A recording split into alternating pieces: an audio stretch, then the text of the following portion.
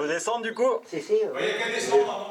L'opération est délicate, elle demande un minimum de concentration. Le but de la manœuvre est de positionner cette barrique de 235 litres, 25 mètres plus bas, pour favoriser le vieillissement d'un tout nouveau whisky. Ici dans la mine, en fait, on a donc 95% d'humidité, une température constante d'environ 14 degrés été comme hiver. Donc cette humidité elle va permettre d'arrondir les whiskies, donc on va avoir des whiskies qui sont beaucoup plus souples, beaucoup plus moelleux rapidement. Cette galerie est ce qu'il reste d'une exploitation de casitérite, le minerai qui sert à fabriquer l'étain, à l'abandon depuis des dizaines d'années et qu'une association essaye de préserver. Le rêve est un peu fou, quoi. C'est de pouvoir faire un jour déboucher et faire visiter les galeries, parce que c'est formidable, quoi. C'est un des seuls lieux en Bretagne qui serait visitable, quoi.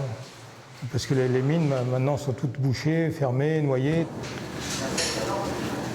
Cette mine désaffectée et les bâtiments qui l'entouraient ont été investis il y a 20 ans par la brasserie Lancelot. Et depuis 4 ans, c'est une distillerie qui a vu le jour. C'était à l'état sauvage, c'est-à-dire que la nature avait repris ses droits. Donc il y avait des arbres qui faisaient 20-30 mètres de haut, de la végétation.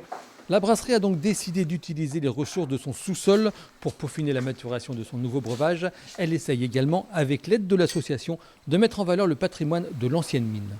Là, on teste aussi au fond des galeries un vieillissement dans des conditions qui sont différentes des chais de vieillissement classiques. Parce que là, on sera à une température constante, aux alentours de 13-14 degrés, et puis avec une hydrométrie aussi constante. Donc on va voir comment évolue Galahad sous nos pieds.